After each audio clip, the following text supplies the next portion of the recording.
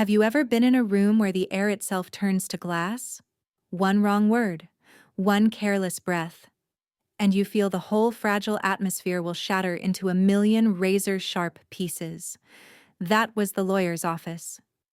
It was a Tuesday, 2 days after we'd buried my grandmother Eleanor, and the four of us were arranged in leather chairs that sighed every time we moved, the scent of stale coffee and old paper hanging heavy between us. My mother sat ramrod straight, her knuckles white where she gripped her purse. My father, a man perpetually worn down by gravity, tapped a restless rhythm on his knee, and my brother, Ben, 30 years old and looking like a fallen angel in a borrowed suit, was trying to project an aura of somber respectability. I knew it was a performance. We all did. I, at 32, just felt numb, a hollowed-out version of myself. Mr. Abernathy, a man whose face seemed composed entirely of weary, overlapping lines, peered at us over his half-moon glasses. He had the dry, rustling voice of turning pages. Eleanor's instructions were very clear, he began, and I felt a fresh pang. Of course they were. Graham was the clearest, most decisive person I'd ever known. Everything she did, from planting a rose bush to loving someone, was done with intention. He droned on through the preliminaries, the legal jargon a dull hum in the background of my grief. What does it matter how much is in a checking account when the person who filled out the deposit slips is gone forever? My mother was to receive Eleanor's pearl jewelry, a classic pragmatic choice. My father would get her late husband's old watch, a sentimental nod. Ben was bequeathed her extensive collection of first-edition classic novels. A wry smile touched my lips. Graham always did believe in trying to educate him. And then the air began to thin, to stretch into that delicate, glassy sheet. And now, Mr. Abernathy said, shuffling the final, thickest page, we come to the primary asset, the property located at 12 Sparrow Lane, Austin, Texas. My breath caught. Ben, beside me, leaned forward just slightly, the hunter's instinct flickering in his eyes. He thought he knew what was coming. We all did. The house would be split, sold, the proceeds divided. It was the only logical, sensible thing.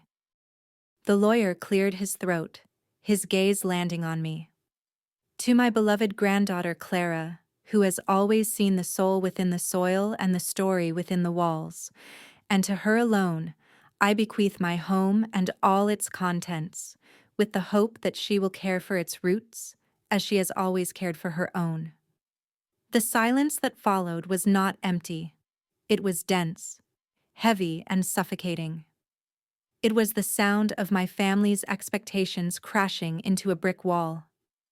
It was the sound of a future suddenly, violently rewriting itself. "Oh, honey," my mother finally breathed out, the words cracking the glassy silence. Her voice was a little too high, a little too bright. That's just wonderful." My father managed a tight, unconvincing smile and a nod. But it was Ben who really sold it. His face broke into that dazzling, charming grin that had gotten him out of trouble 1,000 times before. "Wow, Clara.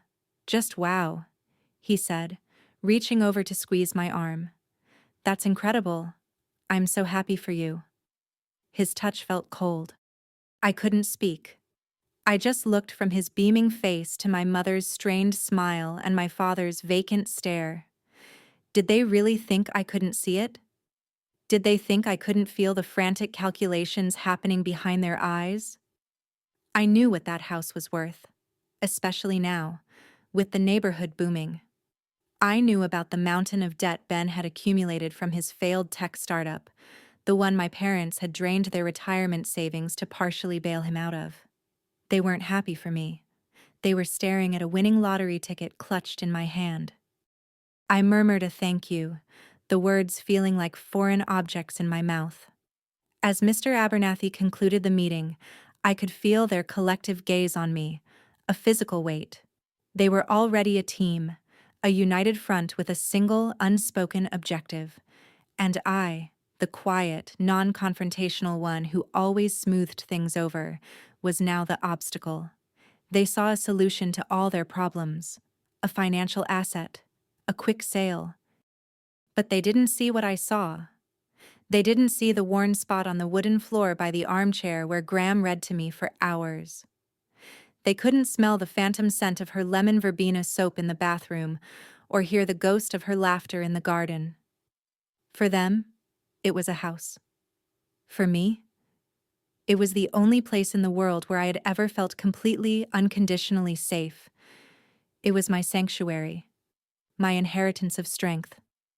And as we stood to leave, a cold, unfamiliar resolve began to harden in my chest.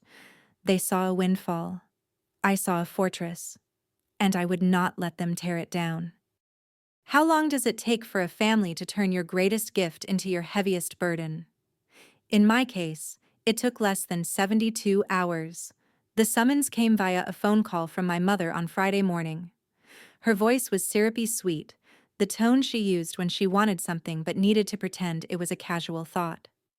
"Clara, honey, your father and I were thinking, why don't you come over for dinner tonight? Just the three of us. A quiet family meal to talk about the future." I knew instantly it wasn't about my future. It was about theirs. The quiet family meal was an ambush, and the main course was going to be my inheritance.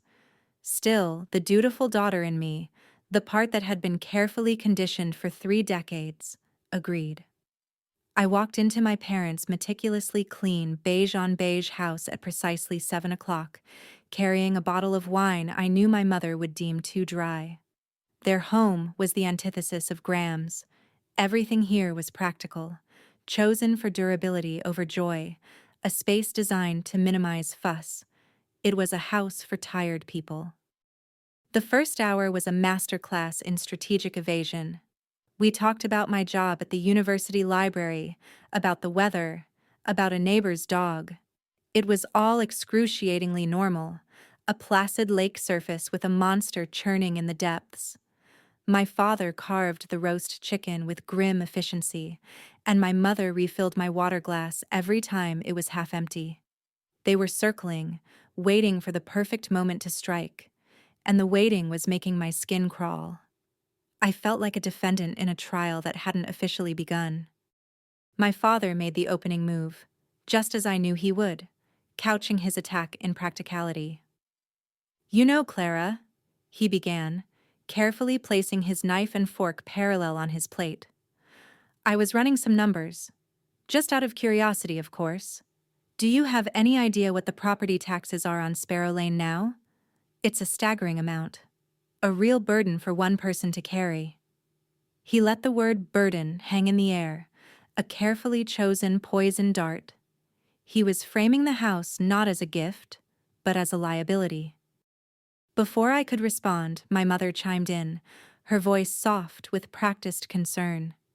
"And the upkeep, honey. That house is old. Your grandmother loved it, but she let things go a bit at the end. The roof, the plumbing. It's a money pit waiting to happen. We just worry about you taking all that on by yourself." It was perfectly synchronized, a 1-2 punch of pragmatism and feigned anxiety. They weren't talking about a home. They were liquidating an asset in their minds, stripping it down to its component costs. I took a slow sip of water, my mind racing. For my entire life, I had been the peacekeeper. The one who smoothed over the fallout from Ben's latest disaster, the one who never asked for anything, the one who made herself small to take up less space. They were counting on that version of me now. They expected me to nod, to look worried, to see the logic in their argument. They expected me to fold. But the thought of Graham's face, of her hands in the dirt, of the letter in that lawyer's office, had sparked something new in me. Then my mother delivered the real payload, her eyes glistening with what she probably thought was genuine emotion. "And then there's Ben," she said, her voice dropping to a near whisper. "We're just so worried about him. He's trying so hard to get back on his feet. But that debt? It's a shadow over all of us. It's breaking your father's heart to think about working another 10 years just to pay it off." She didn't have to say the next part. I could see it in their expectant faces. My gift was the solution to their problem. My sanctuary was the answer to Ben's irresponsibility. Finally, she laid the card on the table. "We're not insisting, dear, of course not. But we were just thinking. Selling the house could solve all our problems. It would be such a relief. You'd have a wonderful nest egg, more than enough for a down payment on a nice condo, and we could finally breathe again." There it was, the gentle, loving, manipulative request to sacrifice my one true inheritance on the altar of my brother's mistakes. I placed my glass down, the click against the coaster sounding unnaturally loud in the quiet room. I looked at my father with his tired, resigned face, and my mother with her pleading eyes. They weren't evil people. They were just beaten. Beaten down by years of cleaning up Ben's messes. And now they saw a simple way out, and they couldn't understand why I wouldn't give it to them. "I appreciate you both worrying about me," I said, my voice steadier than I expected. "But I'm not selling. I'm going to move in. It's my home now." The silence that followed was different from the one in the lawyer's office. This one wasn't glass. It was ice. Have you ever watched a predator work? Not the kind with teeth and claws, but the kind who hunts with a perfect smile and a voice that sounds like honey and regret. The kind who can make you feel like you are the one holding the knife, even as they press it into their own chest. My brother Ben was that kind of predator, and he was waiting for me on the concrete steps of my apartment building when I got home from work, the Tuesday after the dinner that had frozen our family solid. He wasn't menacing. He was the picture of casual concern, leaning against the railing, scrolling on his phone. When he saw me, his face lit up with that million-dollar grin. "Clara, hey, just thought I'd drop by. Got a minute?" He was wearing jeans and a soft flannel shirt, the uniform of the reformed, approachable dreamer. It was a costume, and he wore it well. I knew this wasn't a social call. This was round 2. The first had been a frontal assault by committee. This was to be a surgical strike, aimed directly at the heart. "I know dinner was tense," he started, as we stood awkwardly by the mailboxes. He had the decency to look sheepish. "Mom and Dad, they mean well, but they come on a little strong. All facts and figures. That's not what this is about, is it?" He looked at me, his blue eyes wide and earnest, and for a dangerous second, I felt a flicker of the old alliance, of us against them. It was a trick. It was always a trick. He was creating a false intimacy, separating me from the herd before going in for the kill. He sighed, a deep theatrical sound of a man carrying the weight of the world. "Look, Clara, I've been a screw-up. I know that." The apology began, smooth and well-rehearsed. The startup. I really thought it was the one. I wanted to make them proud, to finally give back. And instead, he shook his head, his gaze fixed on a crack in the pavement. I lie awake at night, just thinking about it, seeing Dad's face. He's 64, Clara. He should be planning fishing trips, not calculating how many more years of work he has to do to fix my mess. Every word was a perfectly calibrated instrument of guilt. He was painting a portrait of our parents' suffering, and in the corner of that masterpiece, he was sketching my silhouette, holding the only paintbrush that could fix it all. He wasn't talking to me as a brother. He was appealing to me as a daughter. He was leveraging my love for them against my love for myself, for the one thing that was truly mine. It was brilliant. It was cruel. And then he made his final masterful move. He looked up from the ground and met my eyes, and I saw a glimmer of what looked like real tears. "This isn't about me, Clara. I swear to you. I'll get a job, I'll pay back every cent, even if it takes me the rest of my life. This is about them, about giving them back their peace of mind, about letting them have the retirement they deserve. You have the power to do that. He reached out and touched my arm, his voice dropping to an intense whisper. That house is a reset button for this entire family. You're my only chance to make this right. You don't want them working until they're buried because of me, do you? There it was. The entire crushing weight of my parents' future, of his past, and of my own complicity as the good daughter, all placed squarely on my shoulders. He had transferred his responsibility so deftly that I almost accepted it. A part of me screamed to just say yes. Say yes, sell the house, and make it all go away. Let the family go back to normal, with me in my quiet corner and them happy and placid. But the image of Graham's house rose in my mind, a bulwark against the tide. The scent of the rose gardens, the feel of the sun on the porch. It wasn't a reset button. It was my future. I pulled my arm away gently. Ben, I said, my voice barely a whisper. Their retirement isn't my inheritance to give away. The charm in his eyes flickered, and for a single, terrifying second I saw something else. A flash of cold, hard anger. The mask had slipped. It was gone as quickly as it came, replaced by a look of profound, sorrowful disappointment. I see, he said softly. He turned and walked away without another word, leaving me standing there with the ghost of his question hanging in the air. He had failed, but he had left his poison behind. Could I live with their unhappiness? Could I really put my own life before theirs? He was gone, but his voice echoed in my head, a haunting I knew would not easily be exorcised. What if ghosts aren't the spirits of the dead? What if they're just the echoes of words, left behind to ricochet through the quiet rooms of your mind? Ben's parting shot. You don't want them working until they're buried because of me, do you? Was that kind of ghost.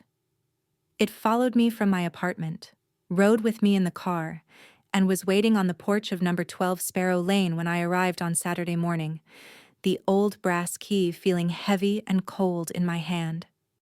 I needed to feel the house around me, to replace the phantom of my brother's voice with the real presence of my grandmother.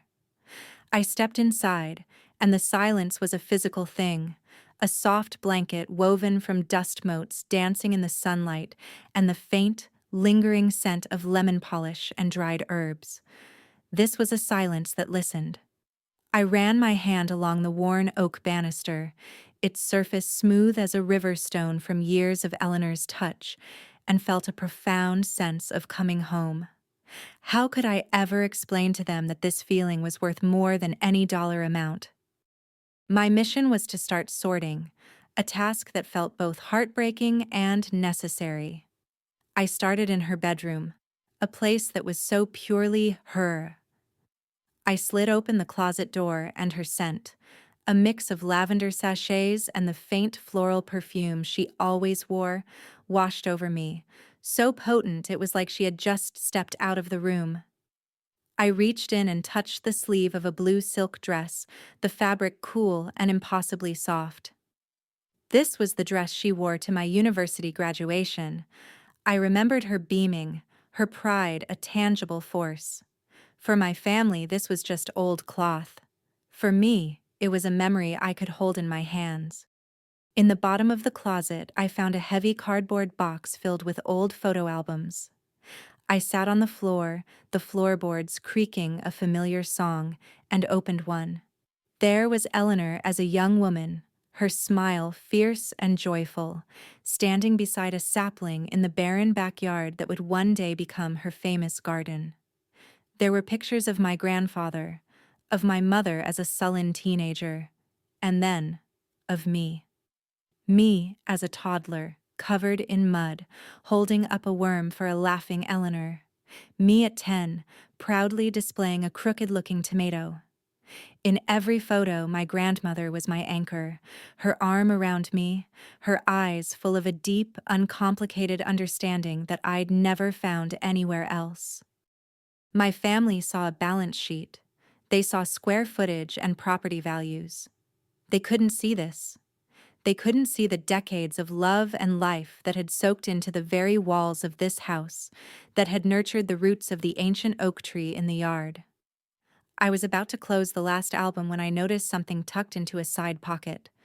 A slim, leather-bound book. It wasn't a photo album. It was a journal. I opened it.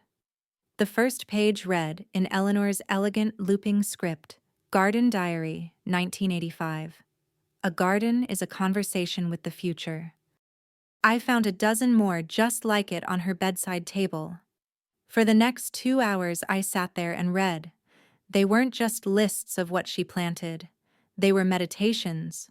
She wrote about the stubbornness of weeds, comparing them to life's persistent worries. She wrote about the patience of a seed, the resilience of a perennial that comes back year after year, stronger than before. April 10th. One entry read, "The old wisteria nearly died in the freeze. Dad says to cut it down, that it's a waste of space. But I see a flicker of green on one of the lower branches. You don't abandon something just because it's been hurt. You give it time. You feed it. You give it a reason to fight." My breath hitched. My father, her own brother, had wanted to give up on it. I read on, my fingers tracing her words. She documented every success, every failure, every small victory against pests and drought. This house, this garden, it wasn't just a hobby. It was her life's work. A testament to her belief in fighting for things, in nurturing life against the odds. It was a living, breathing thing that she had poured her own soul into. My family wasn't asking me to sell a house. They were asking me to sell my grandmother's heart. I closed the final diary, the leather warm from my hands. The ghost of Ben's voice had vanished, burned away by the incandescent certainty that now filled me. This wasn't just an act of defiance anymore. It was an act of devotion. I would stay. I would fight for this place, whatever it cost me. There's a special kind of cruelty that hides behind the words common sense. The soft, emotional blackmail of the previous week was one thing. I understood its language, its familiar landscape of guilt and obligation. But this new phase was different. This was the cold, hard tyranny of numbers, a world where feelings are dismissed as rounding errors. It began on a Wednesday afternoon when my phone rang, displaying my father's name. His calls were rare, usually reserved for logistical questions or bad news, and my stomach tightened as I answered. His voice was stripped of all warmth, replaced by a brisk, businesslike tone. "Clara, I'm glad I caught you. Your mother and I have some information for you." He didn't ask how I was. He didn't mention the icy silence that had stretched between us since our last dinner. This was an official briefing. We took the liberty of having a friend of ours, a top realtor in the city, do a walkthrough of your grandmother's property. Just to get a clear picture of the situation. We felt it was the responsible thing to do. The casual arrogance of it took my breath away. They had walked a stranger through my house, through Eleanor's private spaces, without my knowledge or permission. I was still processing the violation when he dropped the bomb. He ran the comps, took into account the lot size and the way the neighborhood is developing. The market is incredibly hot right now. His official appraisal came in at $975,000. The number landed in my brain with the force of a physical blow. $975,000. For a moment, I couldn't hear anything but the static of my own shock. It wasn't a number. It was an alternate reality, a life free from financial worry, a future of ease and comfort. It was a weapon, and he had just fired it.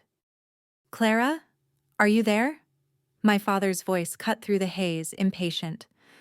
"That's a conservative estimate, by the way. He thinks in a bidding situation it could easily top 1 million. My mother's voice joined his on the speakerphone, her tone a perfect blend of condescension and concern. Honey, do you see now? This isn't about a garden anymore. It's about securing everyone's future. It is simply not practical for a single person working at a library to be sitting on that kind of money. It's madness. The word practical was wielded like a club. My shock was rapidly being replaced by a cold, clarifying anger. They had finally shown their hand. They weren't just trying to manipulate me anymore. They were trying to declare me incompetent. They were framing my love for the house, my connection to Eleanor, as a childish fantasy, a whim that stood in the way of sensible adult decisions. They wanted to make me feel small, irrational, and foolish, so that I would surrender my own judgment to their superior logic. The memory of Eleanor's diary entry about her own father dismissing the wisteria as a waste of space flashed in my mind. The battle was older than I was. Clara, this is not a request, my father said, his voice hardening. This is an appeal to reason. You are behaving like a child, clinging to an old blanket when you're being offered a golden key. It's time to grow up and look at the facts. That was it. The final thread of my patience snapped. The quiet librarian, the dutiful daughter, she simply evaporated. In her place was someone I barely recognized, someone with a spine made of ice and steel. The facts, I said, my own voice dangerously calm, are that the house belongs to me. It is not an asset. It is not a line item on a spreadsheet. It's my home. This discussion is over, and if you ever send another stranger into my house without my permission, we will be having a very different conversation, with a lawyer present. I hung up before they could say another word, my hand trembling not with fear, but with a strange and terrifying sense of my own power. How do you fight a war that no one will admit is being fought? My hanging up on my father was a declaration, a line drawn in the sand. I expected a counterattack, another angry phone call, a full-blown family meltdown. Instead, I got something far more insidious. I got silence, a deep, profound, and weaponized silence.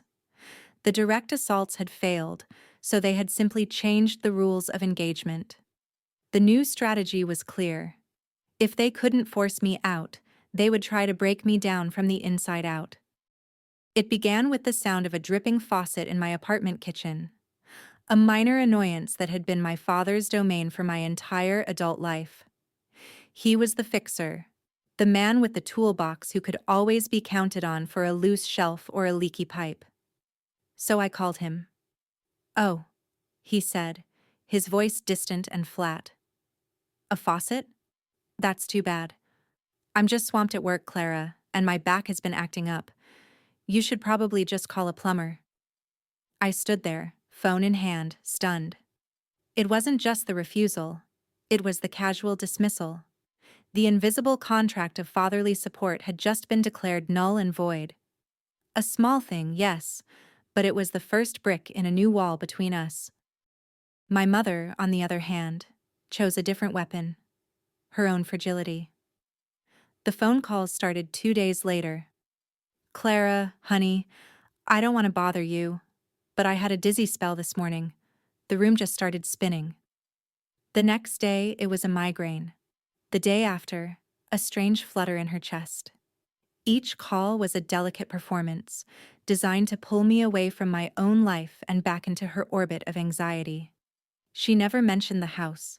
She never mentioned the argument. She just painted a picture of a frail, ailing woman who needed her daughter's constant attention, a daughter who was clearly too busy planning a move into some big empty house to care. I found my evenings consumed by these calls, my focus at work shattered. I would be cataloging a new collection of historical maps, and my phone would buzz with her name, my stomach instantly twisting into a knot of guilt and obligation. I was canceling plans to start packing boxes, putting off researching painters, because how could I focus on my own future when my mother was describing her latest mysterious ache? It was brilliant, really. They were making my current life so stressful, so filled with their manufactured crises, that the peace I sought in Eleanor's house felt impossibly far away. They were draining my batteries, one worried phone call at a time. The final front in their silent war was the one I never saw coming, and it was orchestrated by Ben. I met up with Sarah, a mutual friend from college, for coffee. The conversation started normally, but then her questions grew pointed. "So, you're really moving into your grandmother's house? All by yourself?" she asked, a strange note in her voice. "Ben was telling me how worried your parents are. He said they made this incredibly generous offer to help you invest the money, but you weren't interested. He just feels so terrible that his past mistakes are putting everyone under so much pressure." I felt the blood drain from my face. She looked at me with a mixture of pity and disapproval. He had done it. He had twisted the narrative, painting me as a selfish, eccentric heiress, stubbornly hoarding a fortune while my loving family suffered. He had cast himself as the tragic hero, trying to right his wrongs, and me as the cold-hearted villain. I was being isolated, not just from my family, but from my own social circle. I was no longer Clara. I was a caricature, a story they told about me when I wasn't there. I drove home from that coffee shop in a daze, the full scope of their strategy finally clear. It was a siege. My father had withdrawn supplies, my mother was launching emotional projectiles, and my brother was poisoning the wells. They were building invisible walls around me, brick by silent brick, hoping to starve me out. Have you ever felt so utterly alone that the entire world seems to be made of whispers you can't quite hear? That's what the siege had done to me. I was an island, and the tide of my family's disapproval was eroding my shores, grain by grain. I spent that Saturday at the house, not sorting or packing, but just wandering through the rooms, trying to absorb some of Eleanor's strength from the walls. I ended up in the backyard, staring at the garden, which was beginning to look as neglected as I felt. The weeds were winning. As I stood there, uselessly pulling at a stubborn vine that was choking one of Eleanor's prize rose bushes, a voice startled me. "That one's a fighter, just like its owner was." I turned to see a man standing by the low fence that separated our properties. He was elderly, with a shock of white hair and kind, intelligent eyes behind thick glasses. He wore a tweed jacket, which seemed wonderfully absurd in the Texas heat. He smiled. "You must be Clara. I'm Arthur. I had the profound pleasure of living next door to your grandmother for nearly 40 years. There was a warmth in his voice that I hadn't heard from anyone in weeks. I managed a weak smile and introduced myself.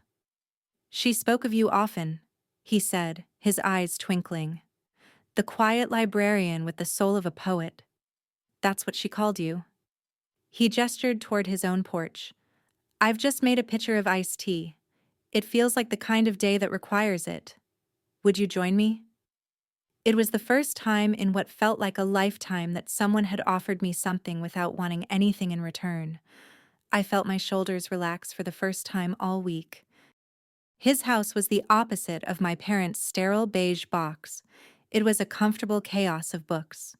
They were stacked on shelves, piled on tables, and perched on every available surface. It was the home of a man who valued stories, and I felt immediately at ease. He handed me a tall, sweating glass of tea. "I was so sorry to hear about Eleanor," he said, settling into a worn leather armchair. "This street isn't the same without her. She was its heart."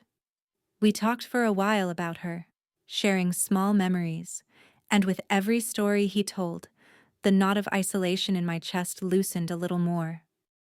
Then his expression grew more serious. He leaned forward slightly. "Clara, forgive an old man for prying, but I've seen your family's cars here. I've seen the tense faces. I know you're in a difficult position." He paused, choosing his words with care. I want to tell you something. This isn't the first time a battle has been fought over that house. My head snapped up. What do you mean? He took a slow sip of his tea. Back in the late 70s, long before you were born, this neighborhood was on the verge of being rezoned. A developer was buying up land, wanted to tear down these old houses and put up a block of soulless townhouses. He continued, his voice low and steady. Eleanor's own brother, your great-uncle, was pressuring her to sell. He had gotten himself into some financial trouble, and he saw this as an easy way out. He told her she was being foolishly sentimental, that she was sitting on a gold mine while he was struggling. Does any of that sound familiar? I could only nod, my throat suddenly tight. It was my story.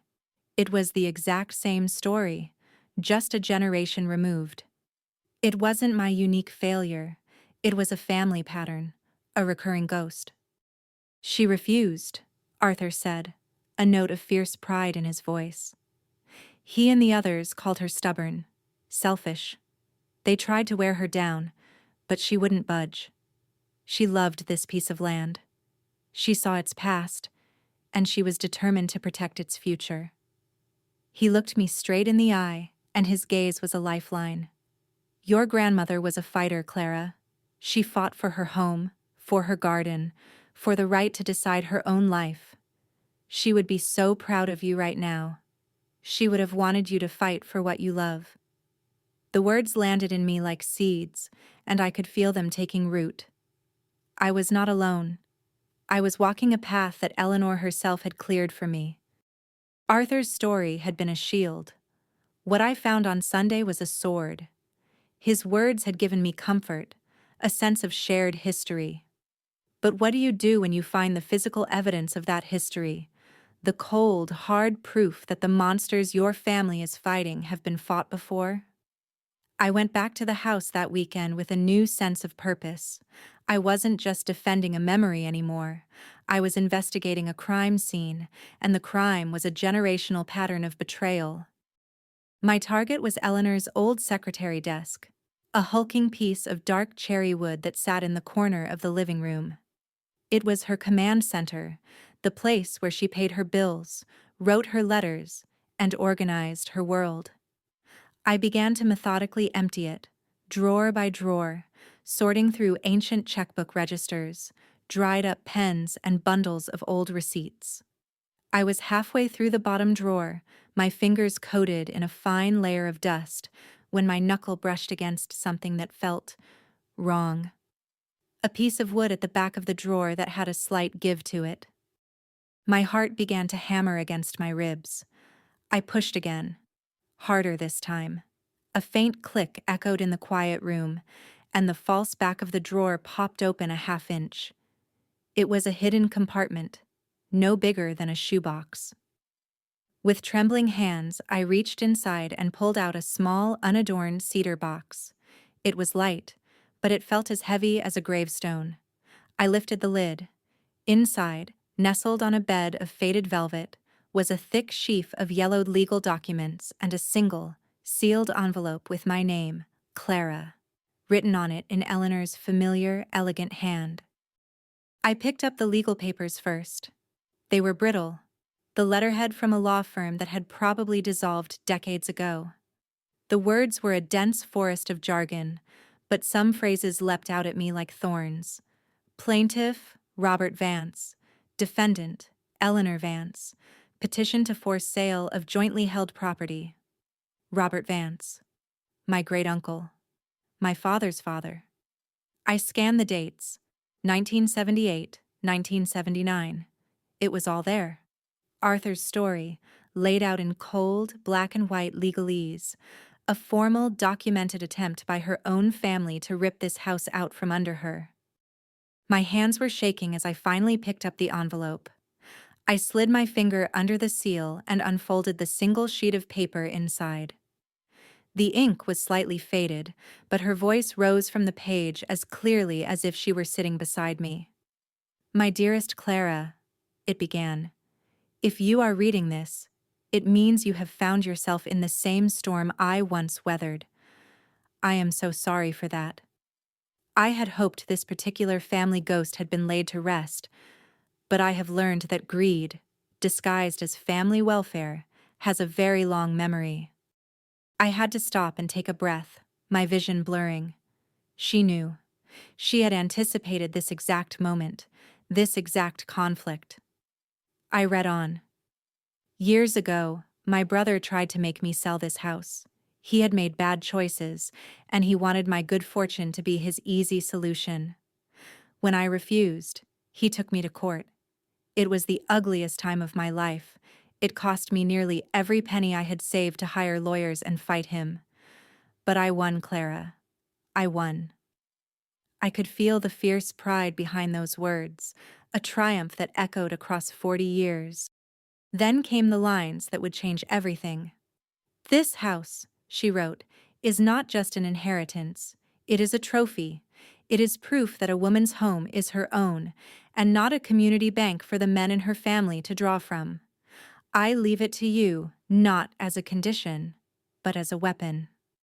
So that you will always have a place where you are the master of your own destiny. Do not let anyone take that from you, not even for the good of the family. Especially not for that.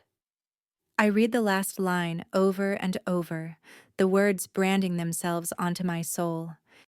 I carefully folded the letter and placed it back in the box. The quiet librarian, the girl who always tried to be invisible, was gone. The grief in my chest had not vanished, but it had changed its shape. It had crystallized into something hard, sharp, and incandescent. It was rage. A pure, righteous fury. This wasn't a misunderstanding. This wasn't a family struggling with a difficult situation. This was a pattern. A legacy of entitlement passed down from father to son, where the women and their homes were seen as resources to be liquidated. My father and Ben weren't just being pragmatic. They were being Vances. And the fight Eleanor had won in 1979 was a fight I was going to finish now. There is a specific number, I think, for every person on Earth, a number that makes them question everything they believe about themselves. It's the figure that turns principles into preferences and solid ground into quicksand. I had always assumed my number would be theoretical. I was about to find out it was very, very real, and that my brother was the one who had discovered it. The call came on a Thursday.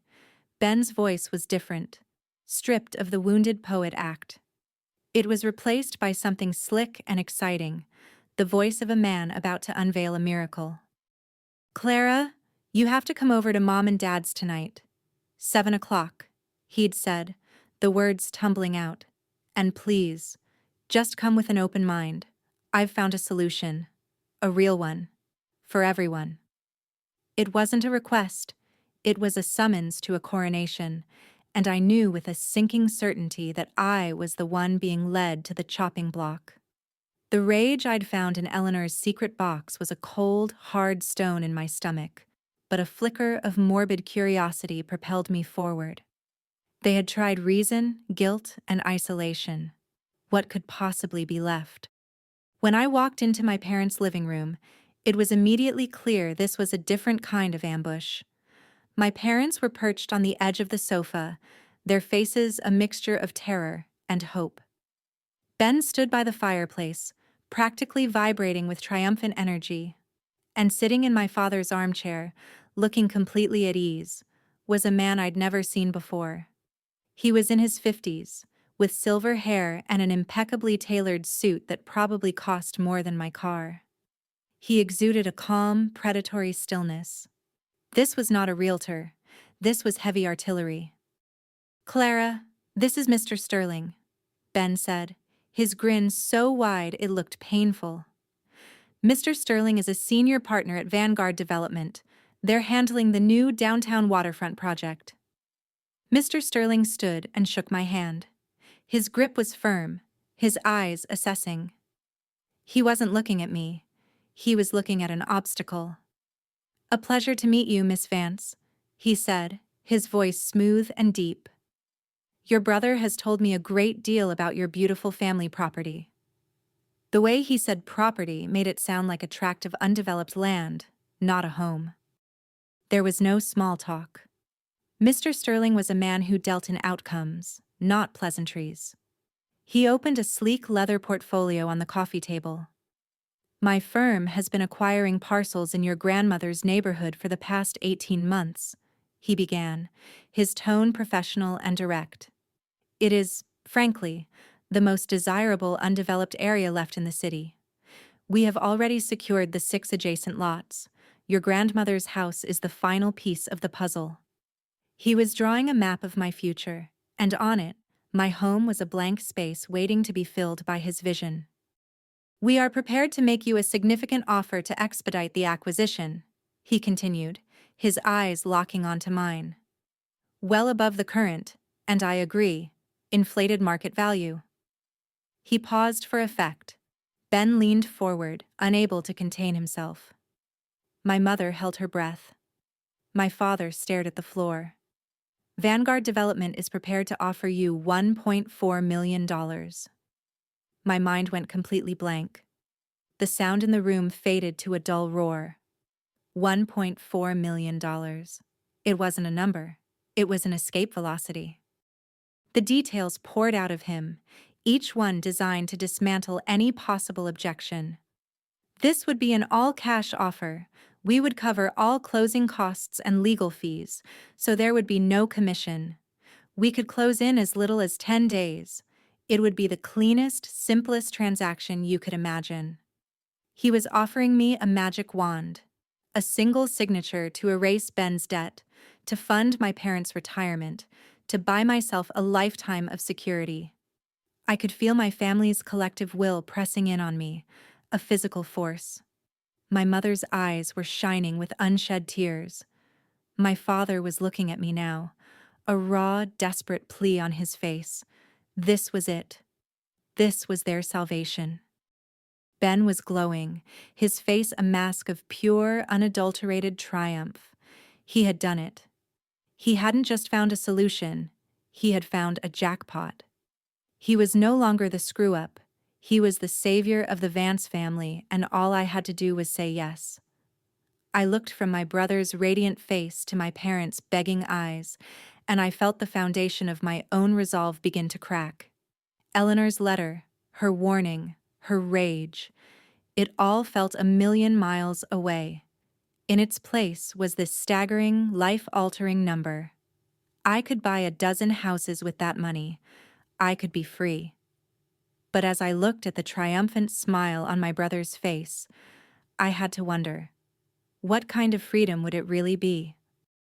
Have you ever had to burn down your own life just to get some breathing room? That's what it felt like when I called them. I didn't invite them. I summoned them.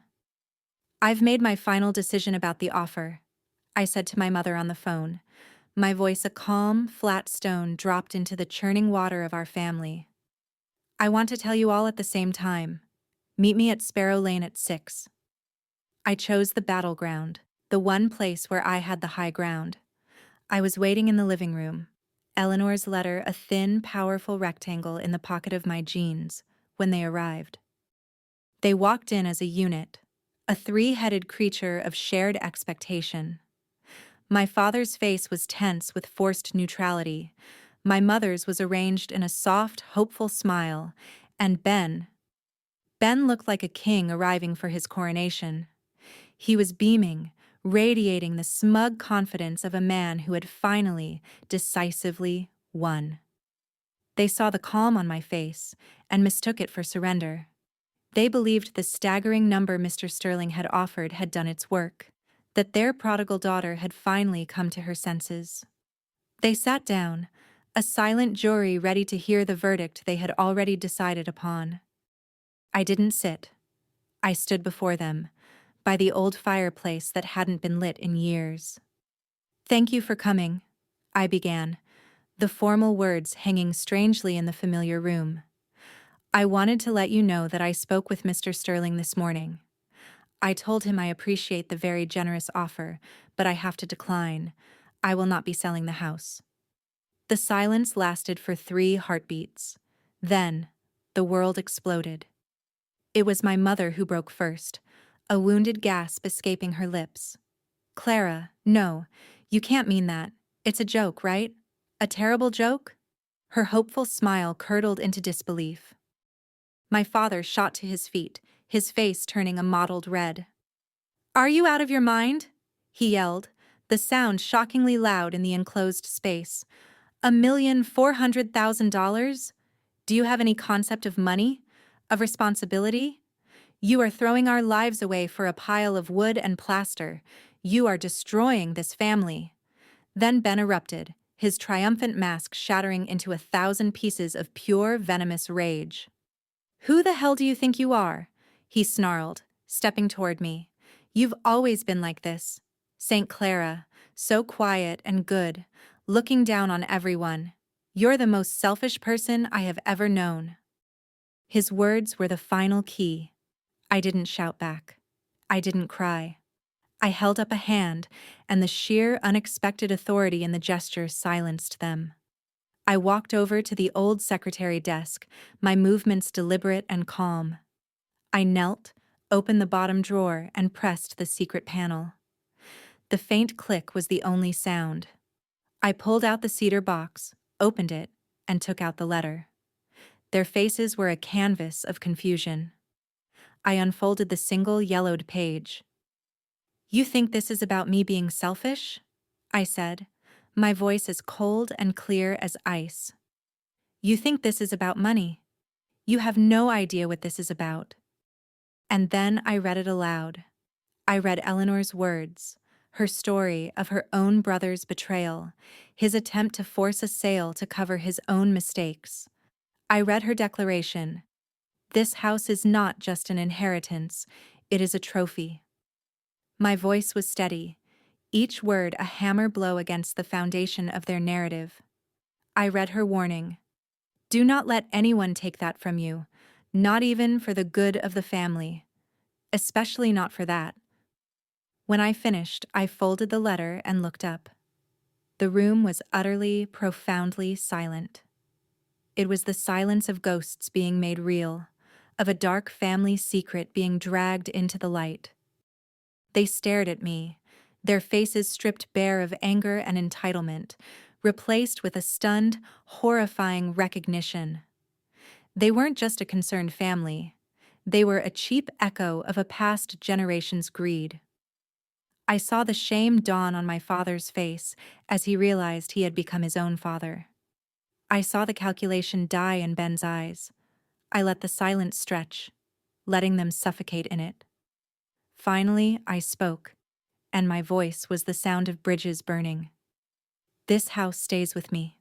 The discussion is over. I looked at each of them in turn, my gaze unflinching. If you cannot accept that, if you cannot respect what this house means and what she wanted for me, then as of this moment, I no longer have a family. What's the true cost of setting yourself free? It isn't the fight, the shouting, the dramatic confrontation. It's the silence that comes after. The front door slammed shut with a sound that seemed to crack the very air in the house, a sound of finality, of severance. And then, nothing. Not the rumble of their car starting, not the echo of angry footsteps on the porch. Just a silence so absolute it felt like the pressure in my ears had dropped. The battle was over. I had won.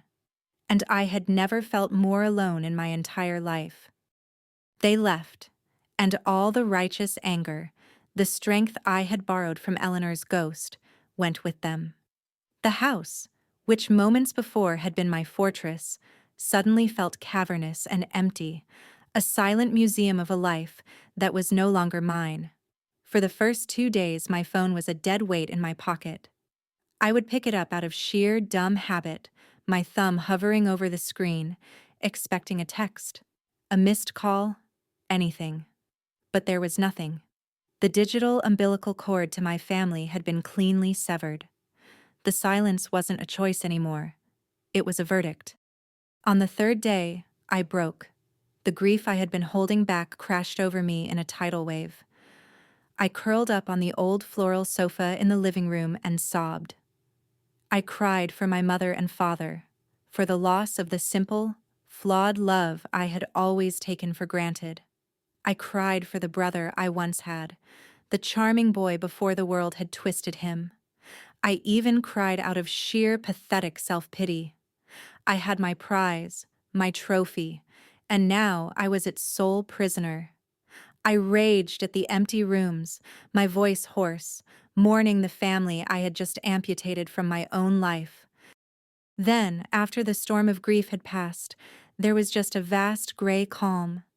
I woke up on the fifth morning, and the first thing I felt was not sadness or anger, but a profound emptiness.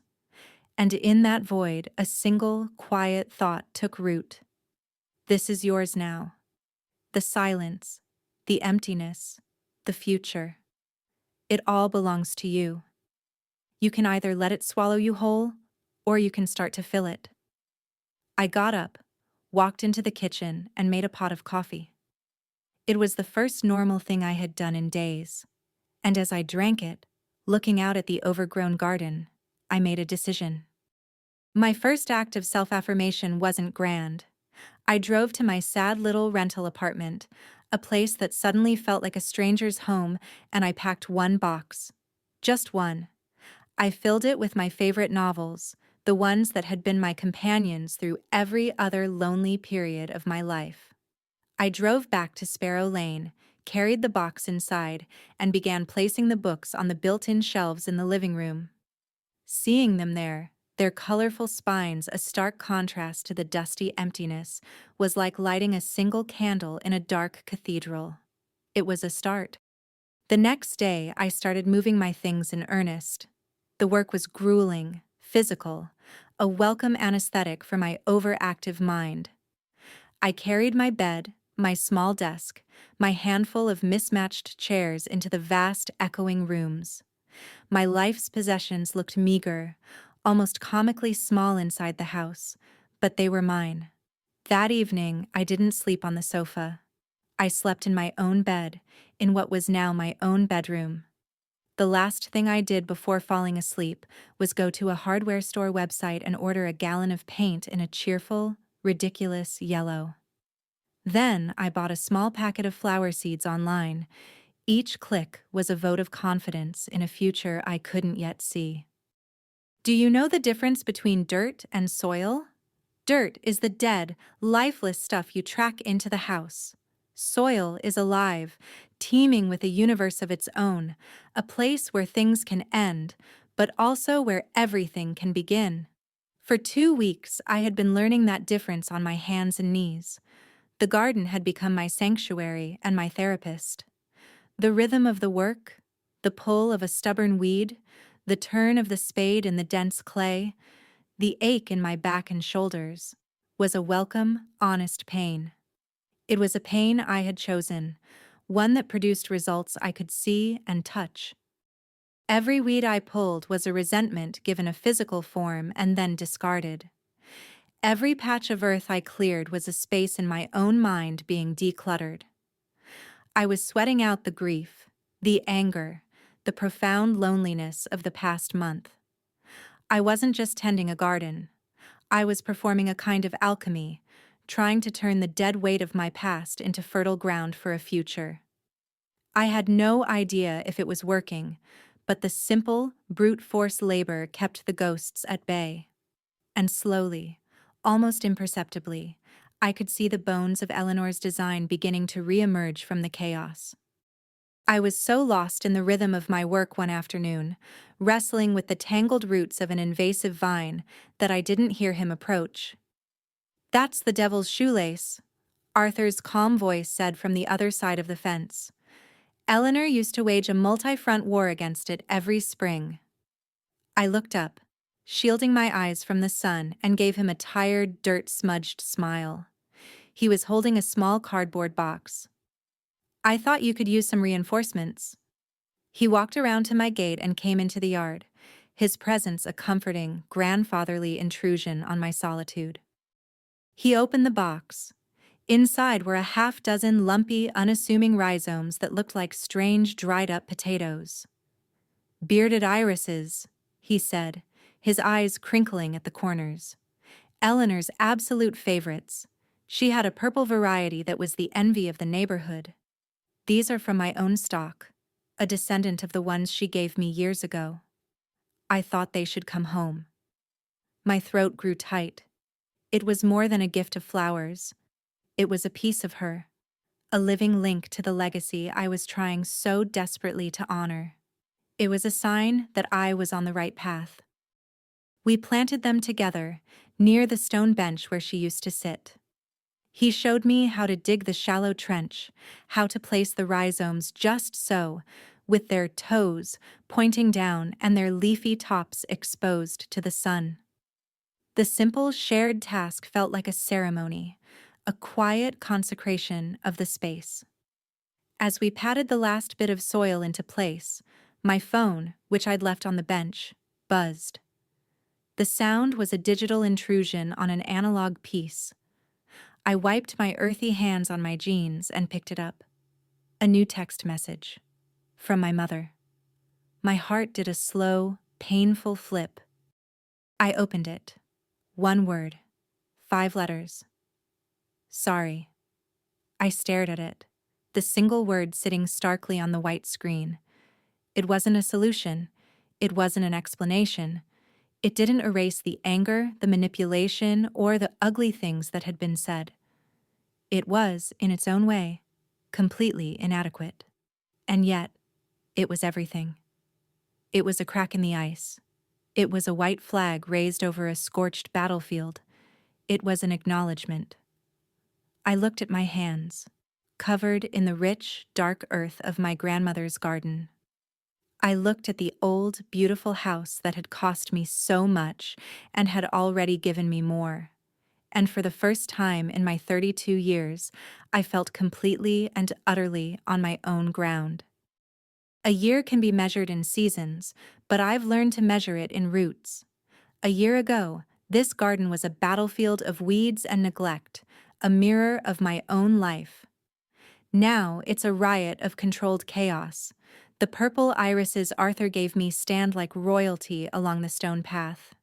The old wisteria, which Eleanor's own father once wanted to cut down, has exploded in a cascade of lavender blossoms, its resilience a daily lesson.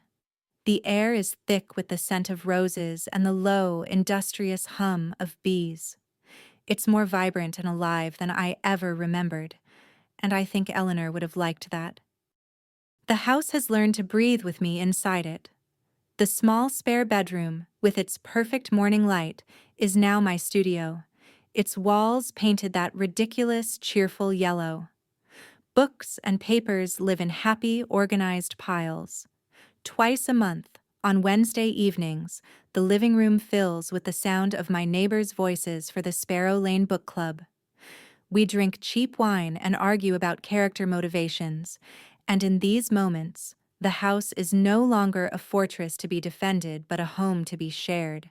It has found its voice again. My parents visit on Sundays now. They don't call first.